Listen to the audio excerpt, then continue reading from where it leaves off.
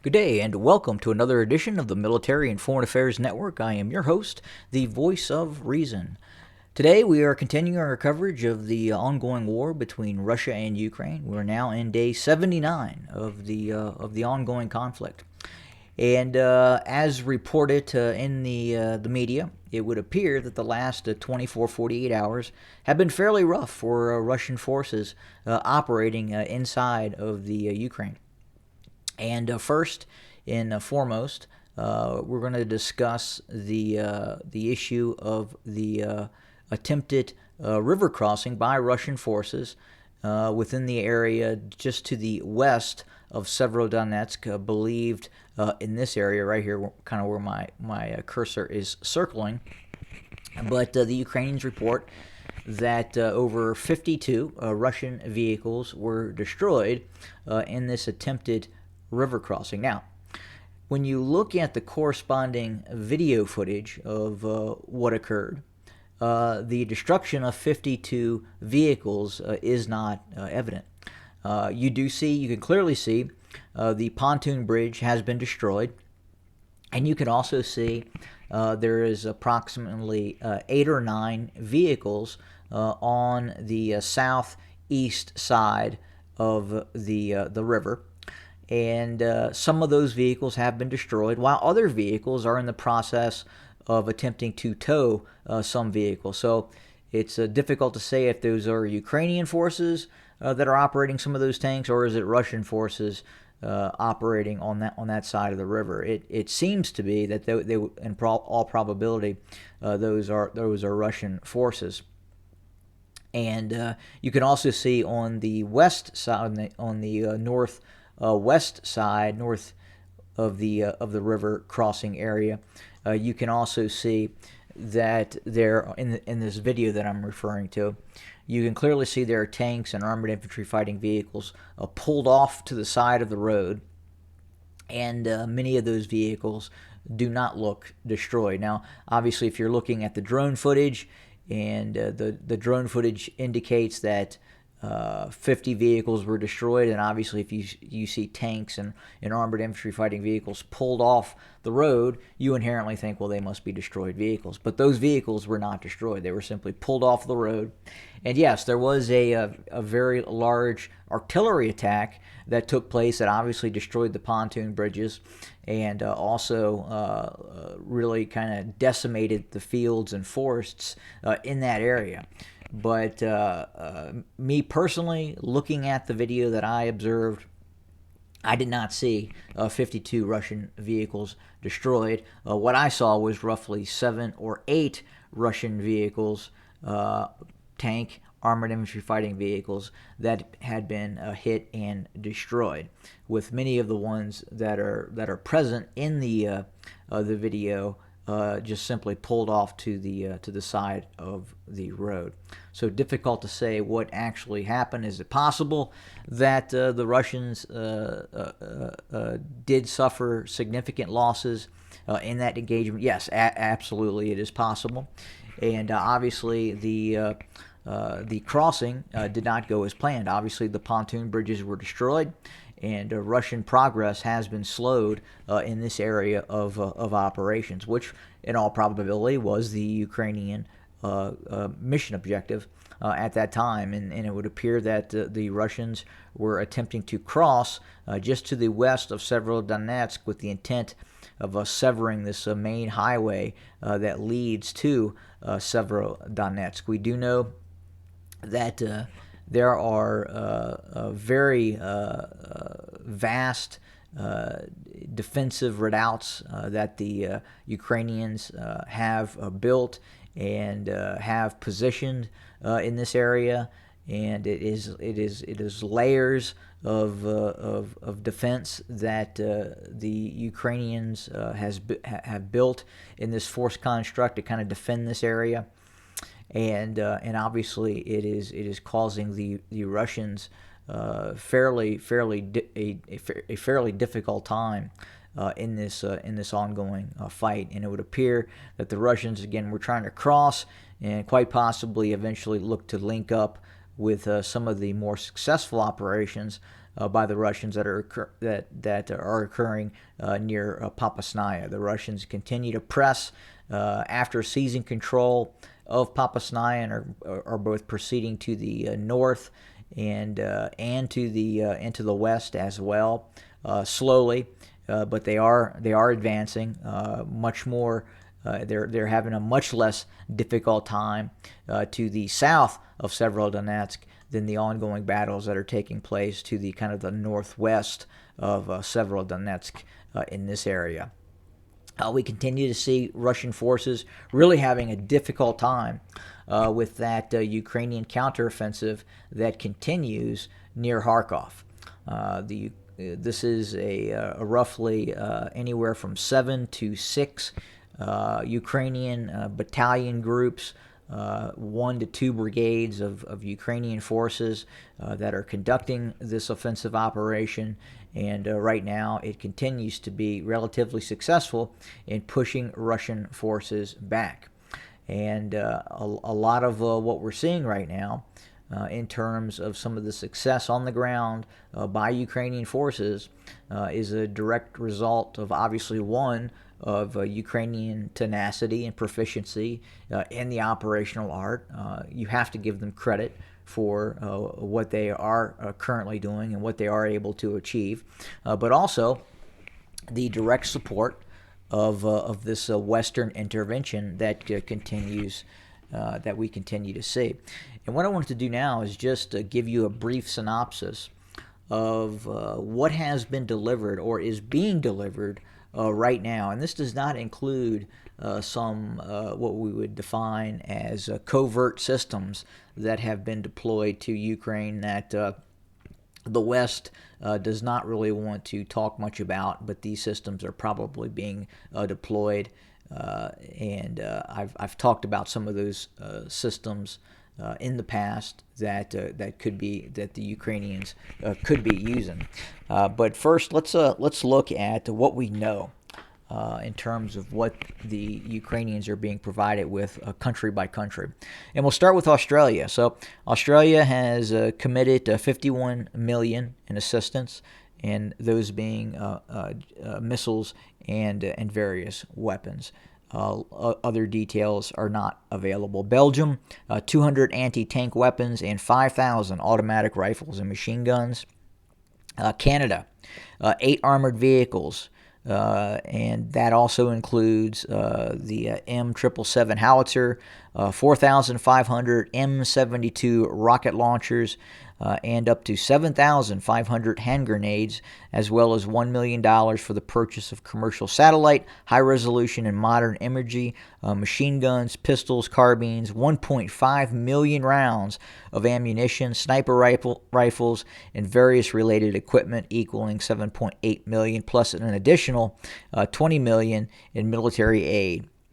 Croatia, rifles and machine guns, protective equipment valued at 16.5 million euros. The Czech Republic, T-72 tanks and infantry fighting vehicles, 18.23 million. Of non-light weapons, including 160 shoulder-fired man-pad systems, 20 light machine guns, 132 assault rifles, 70 submachine guns, 108,000 rounds of bullets, 1,000 tactical gloves, all worth $756,000.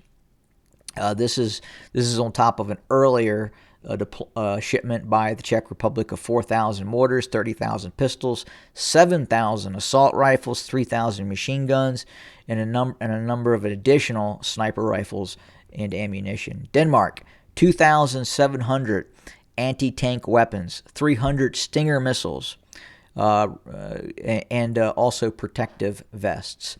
Estonia, Javelin anti-tank missiles, 9 howitzers. European Union, other weapons unspecified, 500 million euros in aid. And Finland, 2,500 assault rifles, 150,000 cartridges, 1,500 single-shot anti-tank weapons, and combat ration packages. France, Milan anti-tank guided weapon systems, and Caesar artillery howitzers plus additional defense equipment. Germany, 50 Cheetah anti-aircraft systems, 56 PBV-501 infantry fighting vehicles, 1,000 anti-tank weapons, and 500 Stinger anti-aircraft defense systems. And Greece, portable rocket launchers, ammunition, and Kalashnikov rifles, unspecified amount. Ireland, 200 units of body armor, medical supplies, fuel, and other non-lethal aid. Italy, cabinet-approved transfer of military equipment pending parliamentary approval reported to include Stinger, surface-to-air missiles, anti-tank weapons, heavy machine guns, and MG-type light machine guns and counter-IED systems. Japan, bulletproof vests, helmets, and other non-lethal aid. Latvia, scheduled to deliver Stinger anti-aircraft missiles. Lithuania, Stinger anti-aircraft missiles and ammunition. Luxembourg, 100 in-laws next-generation light anti-tank weapons, Jeep Wrangler 4x4s, 15 military tents, and additional non-lethal aid. Netherlands, 200 Stinger missiles, 3,000 combat helmets, 2,000 fragmentation vests with accompanying armor plates, 100 sniper rifles with 30,000 pieces of ammunition, plus other equipment, 400 rocket-propelled grenade launchers, and those are, in all likely, Panzerfaust 3s. North Macedonia, unspecified military equipment. Norway, 4,000 anti-tank weapons, helmets, bulletproof vests, other protective equipment. Poland, 200 T-72 tanks, other approved deliveries, Thunderbolt short-range man-portable air defense systems. Defense Minister expressed readiness to supply several dozen thousand rounds of ammunition, artillery ammunition, air defense systems, light mortars, and reconnaissance drones. Portugal, grenades and ammunition, G3 automatic rifles, and other non-lethal equipment. Romania, 3 million euros of fuel, bulletproof vests, helmets, ammunition, military equipment, and medical treatment. Slovakia, S-300 air defense system. Slovenia, T-72 tanks, undisclosed amounts of Kalashnikov rifles, helmets, and ammunition. Spain, 1,370 anti-tank grenade launchers, 700,000 rifle and machine gun rounds, and light machine guns, 20 tons of medical supplies and personal protective equipment, including helmets, flak jackets, and nuclear, biological, chemical protection equipment as well. Sweden, 10,000 AT-4 anti-tank weapon systems, helmets, and body shields. Turkey, co-production of Bayraktar TB2 armed drones. United Kingdom, anti-aircraft capabilities, 10,000 short-range and anti-tank missile systems, including in-laws and javelins.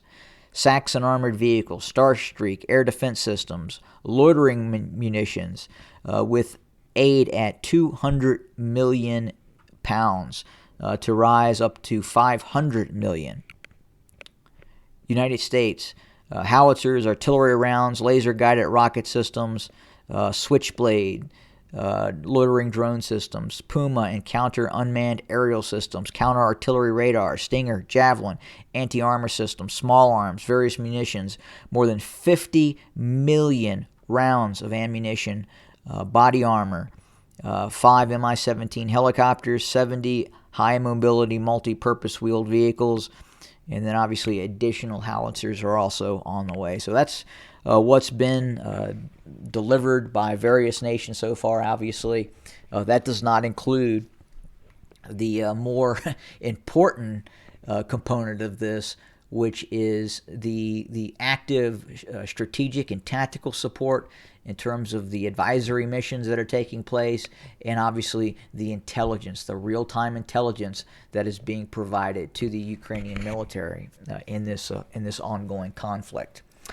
But additionally, in terms of some of the ongoing fighting, it sounds like another Russian ship near Snake Island may have been struck by either a drone or an anti-ship missile system.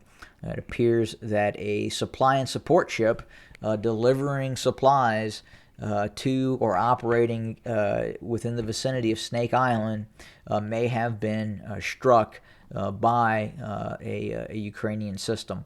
Now, obviously, the earlier report in which that more modern frigate had been hit has since proved erroneous.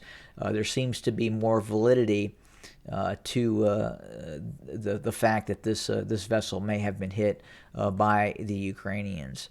Other news: the chief of the Russian General Staff was not apparent at the May Day celebrations, and some are now believing that he has been fired, purged, or possibly arrested. There was also reports that he was injured and wounded in operations that took place near Izum in this locale. So difficult to say what's happened there. It's possible that either have occurred. We just don't know yet. But we do know that the Ukrainians, with the assistance, as I just talked about, with that Western intelligence, are having the ability to strike deep into the Russian rear in terms of some of these battalion, brigade, divisional command sites and posts that are being set up in Ukrainian territory to conduct ongoing operations. And we're seeing Ukrainian long-range rocket systems, drones, what have you, working in tandem with this Western signals intelligence and Ukraine's own intelligence as well to identify and strike at Russian targets in the area of operations. And it's reported that up to 10 Russian generals have been killed or wounded in the ongoing war, as well as a number of battalion commanders and deputy battalion commanders and regimental commanders in the ongoing conflict. So again, very, very difficult operation for the Russians. Obviously, a lot of what's happening right now on the ground is because of this direct Western intervention. In other news, looks like Finland and Sweden are going to join the North Atlantic Treaty Organization. That would significantly expand NATO's footprint and the amount of border areas that Russia would now have to look at defending, and then deem quite possibly what it perceives as a hostile force. Now, is this required? Is there a threat to Finland? Is there a threat to Sweden? I would say no. At this point, I think the Russians have their hands full with the Ukrainians. And outside of a possible move into the Baltics, I would say that a move into Finland is very, very remote right now for any kind of Russian operations. And I would say that by Finland choosing to become a member of NATO, that would probably be encouraging a Russian operation or some sort of, as the Russians call it, a military technical response to the expansion of Finland and Sweden into NATO. I don't think there's a lot on the military sphere that the Russians can do about it at this point. Even if, in all probability, that Finland and Sweden joins NATO, I don't think it changes the dynamic that much. I think Finland and Sweden and even the Baltics could have created some sort of localized alliance that probably would not have angered the Russians as much, and probably provided just as much, if not more, adequate ability for these Nordic nations to defend themselves. Look, the Swedish military is no pushover. They are they have an incredibly advanced military industrial complex. They are able to produce some very good systems, as can Finland as well. And I think that those two countries, in conjunction maybe with Norway, obviously Norway is part of NATO, but Sweden, Finland, in terms of some sort of military alliance to facilitate the joint defense of their two nations, would provide a significant deterrent to a Russian operation against those Nordic nations. So I don't know if the joining of NATO, the cost versus benefit, is to the point that it would actually benefit Finland or Sweden.